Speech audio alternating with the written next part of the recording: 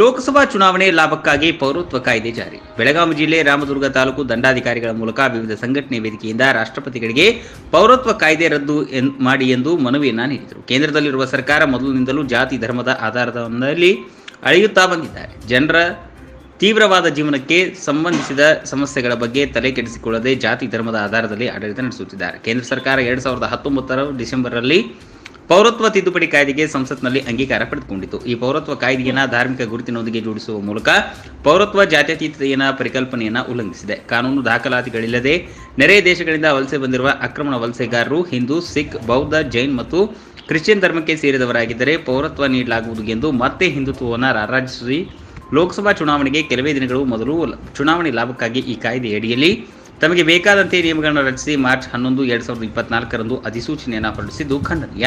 December 14, December 31ರಂದು ಮೊದಲ ನೆರೆ ದೇಶಗಳಿಂದ ಪಾಕಿಸ್ತಾನ್, ಅಫ್ಘಾನಿಸ್ತಾನ್, ಬಾಂಗ್ಲಾದೇಶ್ ಧಾರ್ಮಿಕ ಕಿರುಕುಳಕ್ಕೆ ಒಳಗಾಗಿ ಬಂದಿರುವ ಮುಸ್ಲಿಮೇತರ ಜನಾಂಗಕ್ಕೆ ಪೌರತ್ವ ನೀಡಲಾಗುವುದು ಎಂದು ಇಲ್ಲಿ ಧರ್ಮದ ಆಧಾರದಲ್ಲಿ ಒಡೆಯಲು ಪ್ರಯತ್ನಿಸುತ್ತಿದ್ದಾರೆ. ಇದು ಸಂವಿಧಾನಕ್ಕೆ ವಿರೋಧವಾಗಿದೆ. ಆದ್ದರಿಂದ ಪೌರತ್ವ ಕಾಯ್ದೆ ಕುರಿತು ಇನ್ನೊಮ್ಮೆ ಎಲ್ಲ ಸಮಾಜ ಚಿಂತಕರ ಜೊತೆ ಚರ್ಚೆ ನಡೆಸಬೇಕು. ಈಗ ತರಾತುರಿಯಲ್ಲಿ ಜಾರಿ ಮಾಡಿರುವ ಪೌರತ್ವ ಕಾಯ್ದೆಯನ್ನು ಕೂಡಲೇ ವಾಪಸ್ ಪಡೆಯಬೇಕೆಂದು ಆಗ್ರಹಿಸಿದರು.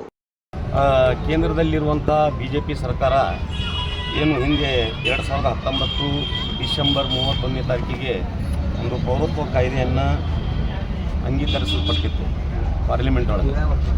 ಆವಾಗ ಜಾರಿ ಮಾಡಲಾರ್ದಂಥ CAಯನ್ನು ಈಗ ದಿಢೀರಾಗಿ ಚುನಾವಣೆ ಬಂದಿದ್ದರಿಂದ ಅದನ್ನು ಪೌರತ್ವ ಕಾಯ್ದೆಯನ್ನು ಜಾರಿ ಮಾಡ್ತೀವಿ ಅಂತೇಳಿ ಜಾರಿ ಮಾಡ್ಯಾರ. ಅದು ಹೆಂಗಂತಂದರೆ ಓನ್ಲಿ ಫಾರ್ ಪಾಕಿಸ್ತಾನ, ಅಫ್ಘಾನಿಸ್ತಾನ ಮತ್ತು ಬಾಂಗ್ಲಾ ಈ 3 ಪ್ರದೇಶಗಳಿಂದ ಬಂದಿರುವಂಥ ಜೈನರು, ಬುದ್ಧರು ಮತ್ತು ಕ್ರಿಶ್ಚಿಯನ್ರು, ಪಾರ್ಸಿಗಳು ಇವರೇನಿದ್ದಾರೆ ಇವರಿಗೆ ಪೌರತ್ವ ಕಾಯ್ದೆ ಕೊಡ್ತೀವಿ. 2014-31 ಒಳಗಾಗಿ ಯಾರು ಬಂದಿದ್ದಾರೆ ಅವರಿಗೆ ನಾವು ಪೌರತ್ವ ಕಾಯ್ದೆ ಕೊಡ್ತೀವಿ ಅಂಥೇಳಿ ಹೇಳಿಕೆಯನ್ನು ಕೊಟ್ಟು ಅದನ್ನು ಜಾರಿ ಮಾಡಿ. ಯಾಕಂತಂದ್ರೆ ಇದೂ ಸಹ ಏನು ತೋರಿಸ್ತೈತೆ ಅಂದರೆ ಇದೊಂದು ಧರ್ಮದ ಆಧಾರದಲ್ಲಿ CAಯನ್ನು ಜಾರಿ ಮಾಡ್ಯಾರ ಅಂತ ಅನ್ನುವಂಥದ್ದು ತೋರಿಸ್ತೈತಿ.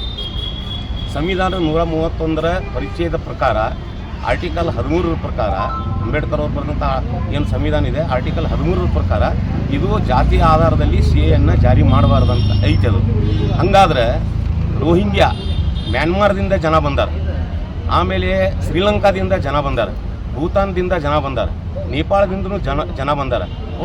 ಬರೀ ಮುಸ್ಲಿಮ್ಸರಲ್ಲ ಕ್ರಿಶ್ಚಿಯನ್ರು ಅದಾರ. ಅಂದ್ರೆ ಅಲ್ಲಿ ಯಾಕಿಲ್ಲ?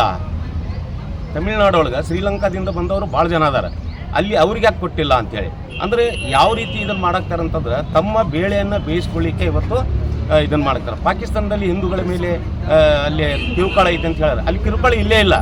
ಅಲ್ಲೇ ಸಿಯಾ ಮತ್ತು ಅಹಮದಿಯರು ಅವ್ರು ಯಾರದಾರ ಅವ್ರ ಮೇಲೆ ಕಿರುಕುಳ ಆಗಿದ್ದರಿಂದ ಅವರು ಇಲ್ಲಿ ಬಂದಾರ. ಅವರನ್ನು ಒಂದು CA ವ್ಯಾಪ್ತಿಯೊಳಗೆ ತೊಗೊಂಬರ್ಬೇಕು. ಆದ್ರೆ ಹಂಗೆ ಮಾಡಲಾರ್ದ ಇವತ್ತು ಜಾತಿ ಗಲಿಭೆಗಳನ್ನು ಸೃಷ್ಟಿ ಮಾಡಲಿಕ್ಕೆ ಇವತ್ತು CAಯನ್ನು ತೊಗೊಂಬಂದಾರ. ಕಾನೂನು ಪೂರ್ತಿಯಾಗಿ ಉಲ್ಲಂಘನೆ ಮಾಡೈತಿ. ಅದ ಆರ್ಟಿಕಲ್ 13 ಪ್ರಕಾರ ಅದು ಉಲ್ಲಂಘನೆ ಮಾಡೈತಿ.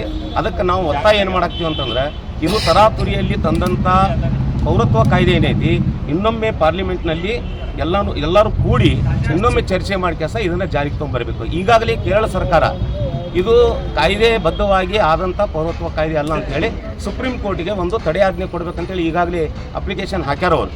ಈ ರೀತಿ ಎಲ್ಲ ರಾಜ್ಯದವರು ಸಹ ಮುಂದಾಗಬೇಕು ಅನ್ನುವಂಥ ಒಂದು ಒತ್ತಾಯ ನಾವು ಇವತ್ತು ಮಾಡಾಕತ್ತೀವಿ. ಮತ್ತು ಇದೊಂದು CA ಏನೈತೆ ಏನು ತರಾತುರಿ ಒಳಗೆ ತೊಗೊಂಬಂದಿರಿ ನೀವು ಅದನ್ನು ವಾಪಸ್ ತಗೋಬೇಕನ್ನುವಂಥ ಒತ್ತಾಯ ಮಾಡಿ ಇವತ್ತು ನಾವು ತಹಸೀಲ್ದಾರ್ ಮೂಲಕ ರಾಷ್ಟ್ರಪತಿಗಳಿಗೆ ಮನವಿ ಕೊಡ್ತೀವಿ.